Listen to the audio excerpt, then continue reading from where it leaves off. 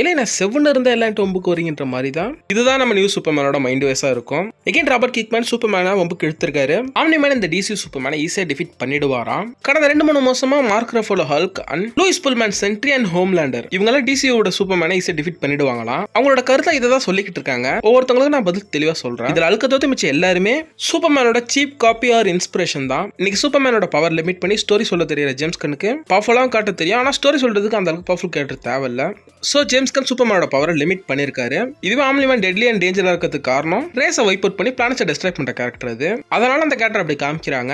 இங்க ராபர்ட் கிக்மேன் ஒரு விஷயத்தை கிளியரா புரிஞ்சுக்கணும். சூப்பர்மேனை பவரா காமிக்க முடியாமல இல்ல, வேணான்னு பவர் லிமிட் பண்ணிருக்காங்க அவங்க. அடுத்த மார்க் ரஃபோலோ ஹல்க் வந்தோம்னா 1 நிமிஷம் நர்வ் பண்ணி வச்சிருக்கானுங்க. உனக்கு எதுக்கு இந்த வெட்டி பந்தா பேசுறது எனக்கு தெரியல. சேம் சென்ட்ரிக்கும் நான் இதை தான் சொல்லுவேன். ஒன்னே ஒழுங்கா கண்ட்ரோல் பண்ண முடியாது, நீ சூப்பர்மேன் சண்டைக்கு வரன்ற. சென்ட்ரி எந்த அளவுக்கு பவர்ஃபுல்லான கேரக்டர்னு எனக்கு தெரியும். சென்ட்ரி இங்க பவர்ஃபுல்லா இருக்க மாதிரி சூப்பர்மேனோட பவர்ஃபுல் வெர்ஷன்ஸ் இருக்கு. நான் அதை சண்டை கொண்டு வருவோம். அப்புறம் அடுத்த ஹோம்லேண்டர் பக்கம் வந்தோம்னா இது வெறும் பேச்சு மட்டும் தான், செயல்ல ஒன்றும் பெருசா இருக்காது. உங்க எல்லாருக்கும் சூப்பர்மேன் கூட வசஸ் போன ஆசை இருந்தா இங்க அண்ணா ஹென்ரி கூட மோதி பாருங்க. அப்புறம் தெரியும் இங்க யார் ஒரிஜினல் யார் சீப் காப்பின்னு.